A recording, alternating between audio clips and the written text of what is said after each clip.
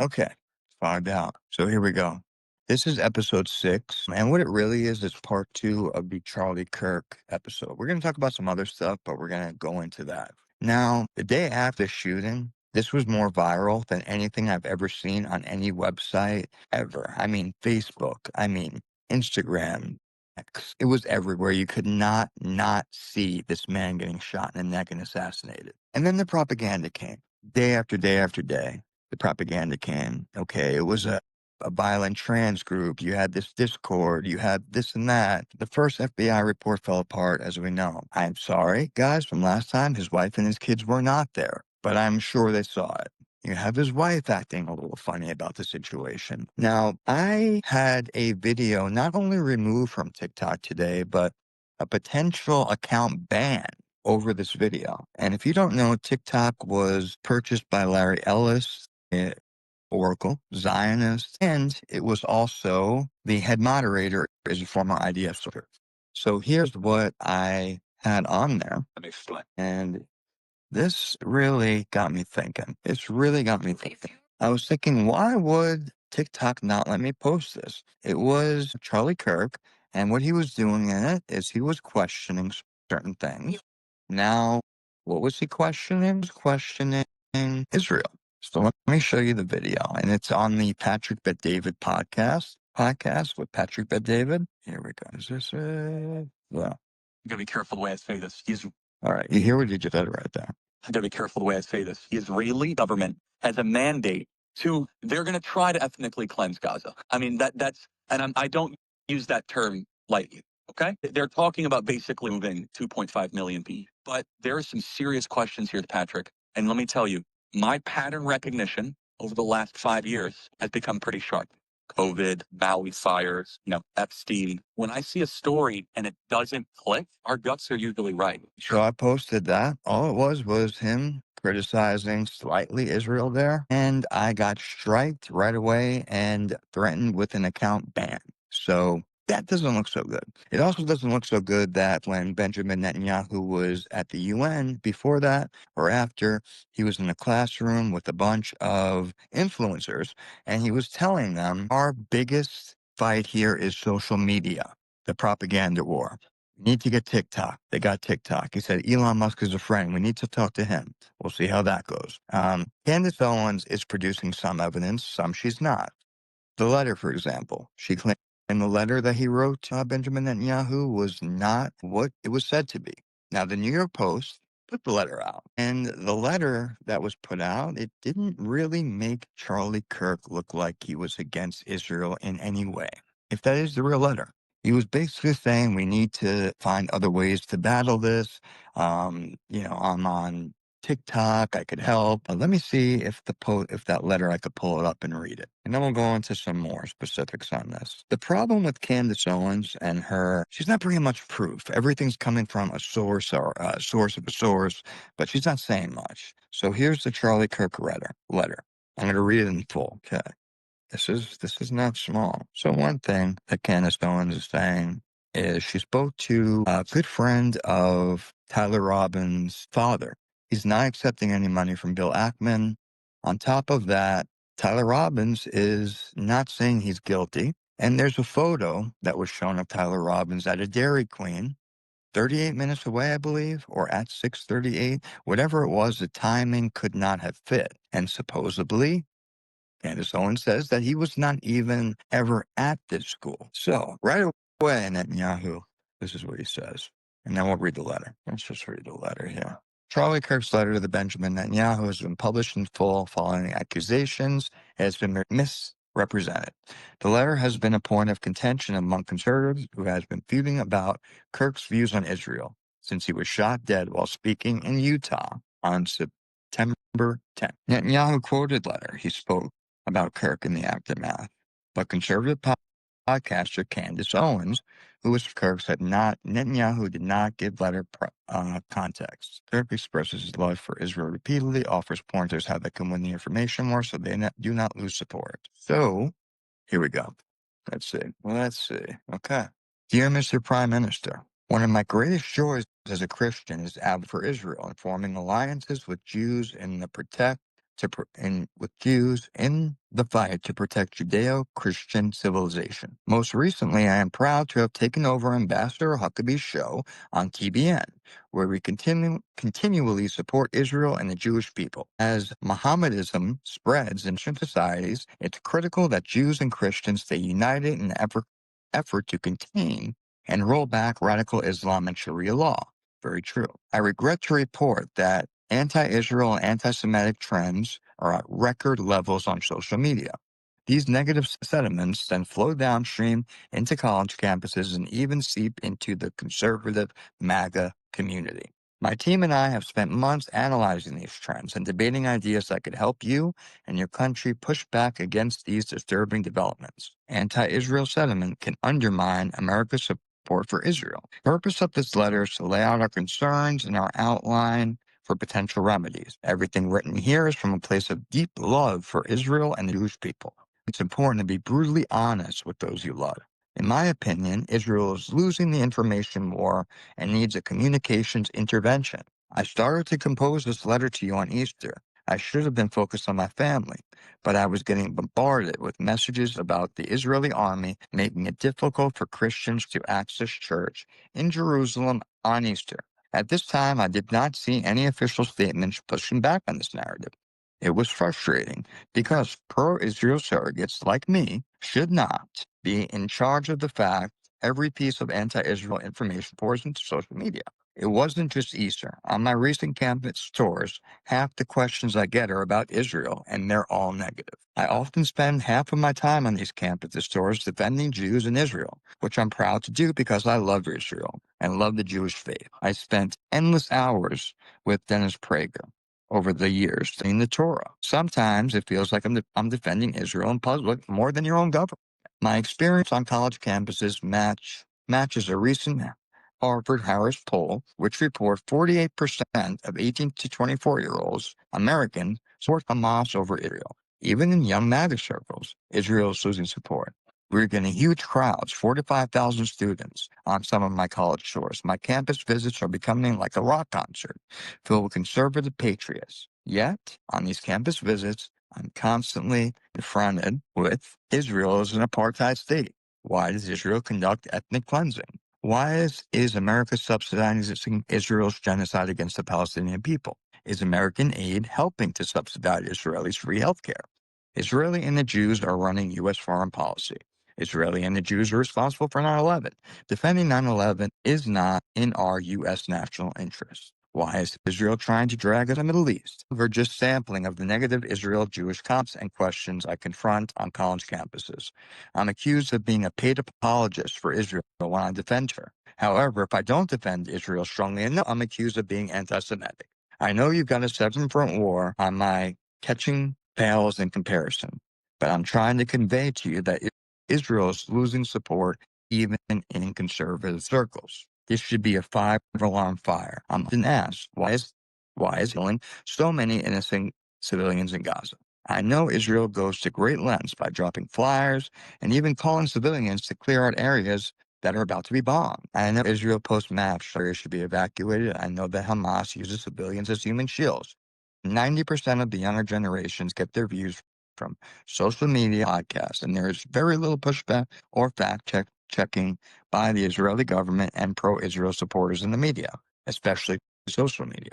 I strongly suggest Israel not always depend on contracting their information war efforts to surrogates in America. Mr. Prime Minister, I urge you to revamp your information warfare strategy from top to bottom. Sometimes the impression is given that Israel thinks everyone hates them, so why care about winning over hearts and minds? If there's any truth to this impression, I urge you to consider that social media and podcasts is where you fight the hearts and minds of the younger generation. Hearts and minds. It's an American thing. Obviously, all this negative Israel propaganda on social media easily translates into pro-Hamas, free Palestine sentiment on many college campuses. Here are some unsolicited recommendations my team and I, if you're open-minded to, communication reset. For starters, you need a rapid response team. President Trump does this effectively on social media with his own account and his White House Rapid Response 47 team. President has strong fighters like Stephen Miller and Caroline Levitt who battle the press every day. Honestly, I don't even know if you have a press secretary. You are an eloquent defender of Israel, but you need a team of information warriors out there pushing back every day in real time. Why don't you push back? Anti-Semitism and anti-Israel propaganda fill the void. A pro-Israel friend asked me, do Israelis even care how the world perceives their country? 2. I strongly recommend putting together pro-Israel experts who can fact-check misinformation in real time from Israel. Israel needs to take the lead in this effort. No more dependence on subcontractors. Israel never asks for American truth because Israel does its own fighting. I suggest the same approach for information war. You lead, and people like me will follow and provide supplemental support. If you're open to revamping your communication strategy, my team and I are happy to assist. Need something perhaps like an Israeli Truth Network, ITN, which can include social media channels and a one-step source of information where, for example, all the negative Israel questions I can get, it can be thoroughly debunked. I would love to refer students to such a website. This website could also be a conduit to groups like Hillel and Jewish educators like Dennis Prager. There could be links to books, podcasts, media personalities, and pro-Israel thought leaders. The website can be a place where Judeo-Christian leaders and groups can share information and form closer alliances to fight the Islamic fundamentalism. ITN social media can post pro-Israel, pro-Judeo-Christian video clips, breaking news, and articles. ITN could potentially be a news organization site for all pertaining to Israel and Judeo-Christian efforts to preserve Western civilization. Have you considered inviting some of the released hostages to go on a speaking tour in the U.S.? This could be very effective messaging.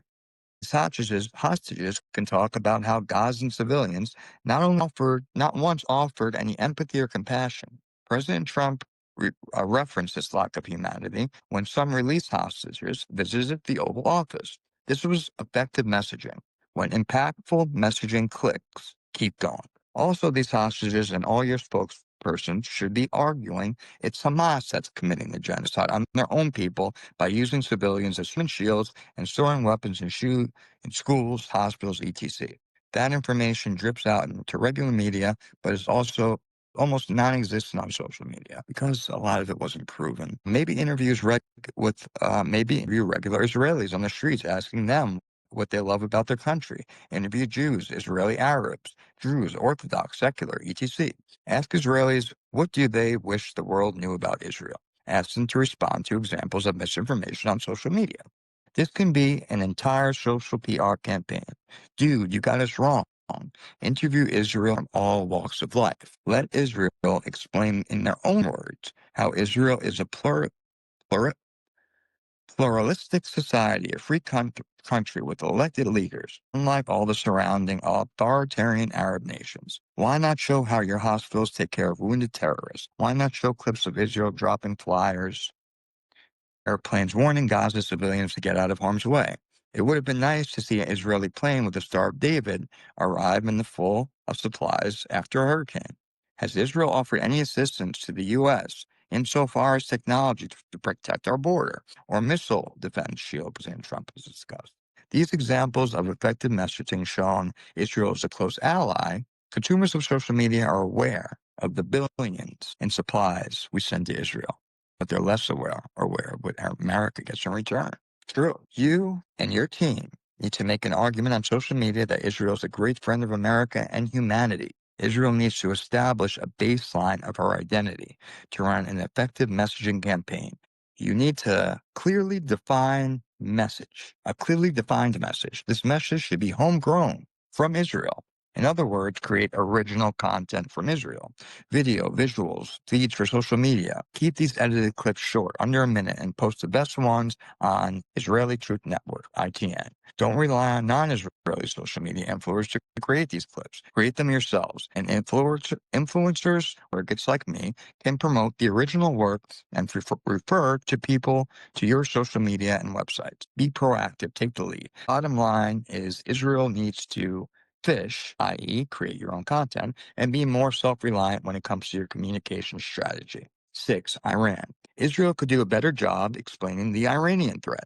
Among the many conservatives who support Israel, there is a concern that America would become entangled in a quagmire in Iran.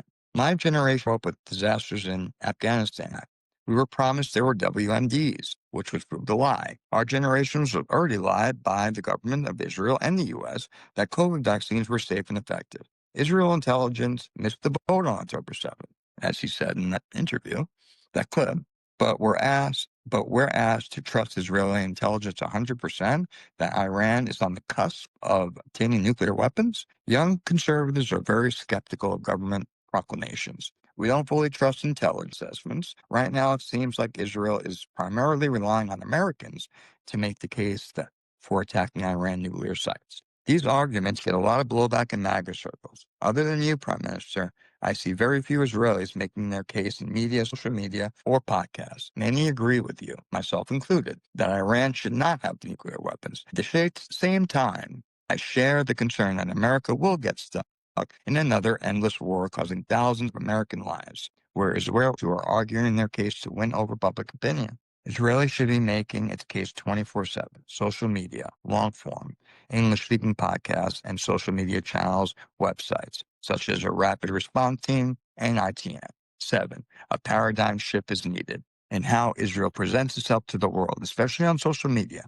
Perhaps the best way to convey thoughts here is to think of Israel as a political candidate. In this case, a woman who grew up on social media, who is the candidate and what does she stand for? Right now, there's essentially a massive negative ad campaign spreading on social media. These negative ads are defining this candidate. Political campaigns, airplanes warning Gaza, I think that was it, in real time. Why don't you push back anti-Semitism and Israel propaganda? Fill the void. Do Israelis even care about how the world perceives their country? I feel as though I'm missing some from here. But here we go. Face this challenge all the time. Many of the PR challenges Israel faces should be looked at through the prism of a political campaign. Like any campaign, the first task is to define the candidate. Right now, there is a one-stop shopping resource where younger people can learn about this candidate. Every candidate has a website and social media.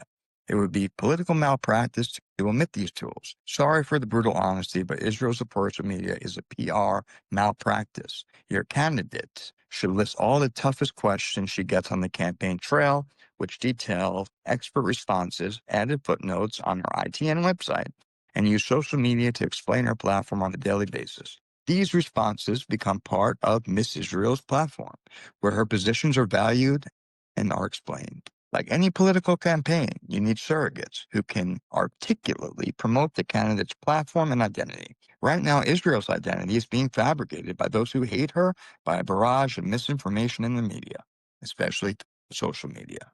Fake news, where the M is out here. Fake news becomes real news if there's not effective pushback. When a candidate, he's referring to Israel, is hit with a negative campaign ads, the effective response is for the candidate to personally respond back to the ads. The candidate doesn't just rely on surrogates to get the truth out. One of Israel's biggest, most fundamental problems is typically your pushback is in a third-person voice. I do the third-person voice all the time. Attempt to defend the candidate, Israel. But I don't live in Israel, so I'm more like an attorney defending a client. Israel, the client, also needs to defend herself. I wish I had a first-person source of information I could reference where students in Israel Spectics can learn more about this client called Israel. You need a one-stop shopping resource where Israel platform and beliefs can be spelled out. You need more surrogates speaking out on Israel. At the moment, you have some wonderful Israeli surrogates speaking on behalf of a candidate that has not defined herself, especially when it comes to social media. I know it's common to think that social media, especially TikTok, is a waste of time. I thought similar a year ago, but TikTok algorithm has changed. I have increased my followers in TikToks by 1 million to 6.6 last year. We get billions with the B of views on TikTok. My campus tour last fall and spring received approximately 5 billion impressions. Elon Musk is a good friend of Israel, so X offers a great opportunity to make inroads on social media. Israel should not sit back and allow its enemies to define her. A recent Pew Research poll shows 53% of Americans now have an unfavorable unfavorable view on Israel, up to 42% 3 years ago. U.S. support for Israel is precarious right now. A new media strategy is urgently needed. I understand social media as well as anyone in the world. From my vantage point, Israel has retreated from social media without a fight. How are you going to win over younger generations if you're starting out and retreat on social media? Younger generations use their TVs for Netflix, not evening news. Narratives for younger and even middle-aged people are fought now on social media. Mr. Prime Minister, stop this retreat. Get in the information war fight, the front lines of this information war on social media. Other than a few guerrilla warfare operations, there's very little Israel-created content. I saw that Israel has increased its Hasbara budget 20x, which is great news. There's also hundreds of billions of dollars raised by private pro-Israel groups. Some of this money should be directed into creating pro-Israel original homegrown content. Next, promote this content on ITN, Israel Truth Network. To sum it up, you should perhaps consider reshaping your Hasbara department to more of a political campaign headquarters with campaign narrative experts. Hasbara could be the mothership hosting ITN, where the messaging campaign can be created, then distributed to all the pro-Israel groups and thought leaders. Majority of the staff in these efforts should be in their 20s and 30s. The older generation alone is not going to win the information war on social media, not payphones and TV news. Once the candidate, Israel, is defined with a platform backfilled with extensive details, then allow the political operatives to take that platform out into social media with an out-of-the-box approach like some of the earlier suggestions. I've seen your IDF spokesman defend Israel standing at dimly lit in the podium. This looks like a scene out of the 1970s, like some old Walter Cronkite clip of the TV news. You need to tear it down. Tear down your old ways of communicating, start over. Create a communications and social media platform that is wired to fight back with the same fierceness and determination as the IDF. Israel has many American and some well-known foreigners who defend Israel, which is great. But these are third-person voices. Mr. Prime Minister, you are an eloquent defender of Israel, but you don't post very often on social media. Many of your clips are in Hebrew only. Why don't you do more press conferences in Israel in English? Take on some of those tough questions I get bombarded with. Where are all the Israel surrogates? I can't remember the last time I saw an Israel spokesperson on one of these evening Fox shows other than yourself. All in caps, Israel needs more first-person voices to defend her. How can Israel defend and define itself if you don't have a spokesperson out there fighting back every day? Do you have a press secretary like Caroline Levitt or defenders like Stephen Miller? If not, I can encourage you to find them. You need more Israel spokespersons who are effective speakers in the media and on social media. I know you have a serious deep state lawfare challenge. My team and I have been fighting the deep state every single day for many years. Maybe a revamped information war strategy can help you with this internal fight as well. Israel has enormous capabilities. That's how you orchestrated your beeper operation. That was crazy. Perhaps Israel can use some of that same ingenuity to more effectively fight the information war in the media, especially social media. Israel is the Silicon Valley of the Middle East. It has an abundance of brain power, technological expertise. The question is whether Israel has the willpower to step up its game in this information war. From my vantage point, the status quo is not working. Israel's getting crushed on social media, and you are losing to younger generations of Americans, even among MAGA conservatives. In my opinion, you're losing the information war, which will eventually translate into less political and military support from America. The Holy Land is important to my life, and it pains me to see support for Israel slip away. Feel free to contact me on my private number to discuss this any further. Charlie Kirk. Now, that's all we got. Candace has not put out another letter. But Candace did put out, like I said, Dairy Queen. Tyler Robbins was there. She put out a photo of him. She also, the timing doesn't match up. That's another thing. The other thing, his father is now not taking the money from Bill Ackman, and he's saying his son is innocent. They also waived the hearing, and they're speculating about some MK Ultra stuff, which is possibly propaganda that was from Alex Jones. But my question is, why are they gutting out already and redoing the concrete, everything in that area where Charlie Kirk was shot, crime scene? Another question, why did they shut down that Dairy Queen and gut it out? Another question, was his security in a different formation that day? And why did they look so ready for this? And what was the pocket moves going on? How did Tyler Robinson hit that shot? Why did his shirt blow up from the front? Why was the FBI office cleaned out weeks before, as well as the hospital he was sent to? New director, new surgeon, you had new everything there, and it's very strange. And of course, you go back to George Zinn. There was many diversions that day, but George Zinn, the most famous. After the shots rang out, this man's pants fall, screamed something, they arrest him, he has child porn on his phone, and he's in jail. Is there more to that story? Well, if you look up George Zinn, like I will right now, they allow me to, you can trace him back to many interviews. George Zinn. Okay, what we know about the man arrested. This is from Salt Lake Tribune. George Zinn arrested on after Charlie Kirk shooting, widely known Utah political gadfly. Images rapidly circulated online. George 71, Utah State Law Enforcement. Wednesday, he was taken into custody, obstruction of justice, and ultimately released. Another person was also detained, but was later released. Utah. There's an ongoing investigation, man, for the shooter. See, here it's saying that attempts to reach George Zinn were unsuccessful. Attorney who's represented Zinn in misdemeanor cases earlier did not respond to requested comments. And this is George Zinn. Now, this might have been before. Zinn is known for showing up and occasionally disrupting or being arrested at events ranging from political speeches at Sundance to various protests. He holds the distinction of being the first person thrown out of security at Swan City Creek Center Mall when it first opened in Salt Lake City. In one widely shared video from Orem campus, an ununiformed officer and men in plain clothes are holding Zinn's arms up, moving him away from the scene. At one point, his pants fell and bunched around his ankles, revealing his boxers. Spectators were yelling, "How dare you!" Near the end of the video, one uniformed officer starts saying, "He said he shot him, but I don't know. He's a person who can be odd behavior," some are saying. So they're basically saying he's at a lot of political. Now, this is, like I said, from the Salt Lake Tribune. And George Zinn is now in prison with child porn charges via the New York Post. Let's see. Keeping graphic sexual photos of children on his phone. 71, 4 counts of sexual exploitation of a minor, 20 images, 5 to 12. Zinn admitted it. Zinn is a political gadfly. He said again, in charge of Zinn. He's screaming that he shot Kirk. It was a diversion. Here's a picture of him getting streamed off.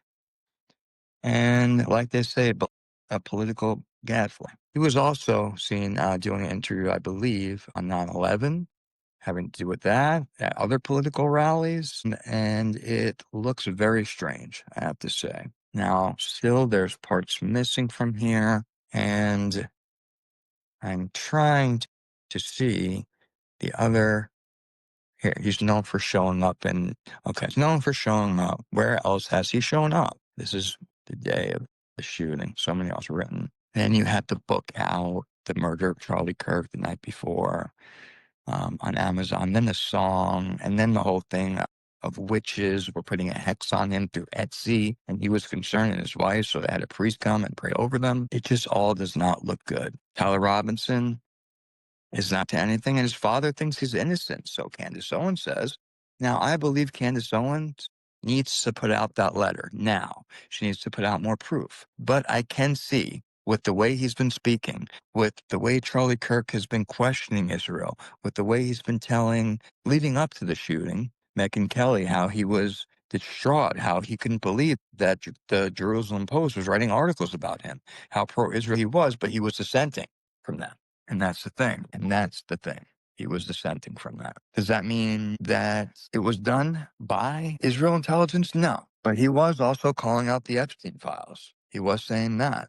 He was saying that Jeffrey Epstein was a Mossad agent and that the tapes and videos he has are currently being used to blackmail officials in our. And then you hear Tucker Carlson come out the other day and he straight up called out Benjamin Netanyahu, saying that he's going around the Middle East claiming that he runs America and runs Donald Trump. True? He dared them to respond. And of course, Netanyahu did. And I'm not going for it. Also, not going for this 21 point peace that turned into a 20 peace plan in Gaza. And all the Arab nations were signed onto it, and Trump, it was ready to go. And Netanyahu had to make some changes. And he put a poison pill in there, basically saying that Israel can stay there for however long they thought was needed until it was safe. Now, in my opinion, that regime, all they want is a greater Israel. They do not want any Palestinians there. And unfortunately, I don't think this peace deal is going to work.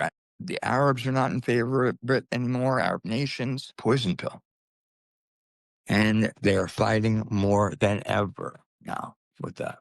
I have to say, with all the propaganda, with everything, there's a lot out there that'll have you thinking all types of stuff. Another one I hear, Charlie Kirk had a lot of money missing from Turning Point, and he was about to start a Doge to see where the money was going. Bill Ackman did say there was that Hamptons visit. Now, Candace says that Charlie felt blackmailed after that, and Tucker said he was feeling uncomfortable. Was he afraid? I can tell you this. The situation in the Middle East right now is very, very sensitive. And Netanyahu, I just read you that letter, and obviously he took Charlie Kirk's advice because now TikTok is run essentially by the IDF in Israel. I'm not sure if Elon Musk is going to go for that, for just putting propaganda on or anything, but it's sensitive over there with the younger generation. With, I would say, 35 and lower, because they see it. They see a live stream genocide. They see how Israel is conducting themselves. There's over 100 countries that want this man in jail. He has corruption charges. He's war crimes. I mean, the way they're handling this is disgusting. And this man will end up going down in history. As much as he calls and talks about the Holocaust, he'll go down as Adolf Hitler for genociding the Palestinian people. So what do I think? Do I think Israel was the country that had something to do with his death? It's quite compelling. Yes, I have to say, and I'm not sure, but I do believe there is something there and something more to look at. And if it's not that, it is something else that they're hiding. It looks like the JFK situation, basically. There's something else they're hiding. People also report seeing a man there in all black tactical gear and a mask and him get away. It's just, there's a lot there. And like I said, with the way Charlie Kirk was questioning Israel, with the way he was questioning Netanyahu, Ben Shapiro, Megyn Kelly, Tucker Carlson, he knew something was wrong there. And by him and even entertaining these questions on college campuses to the youth, could Israel take that chance in this so important propaganda war? I don't know. Will we ever know? I don't know. The system now is to keep pumping propaganda in. So we'll see. We'll see, and I will report on this again and again and again.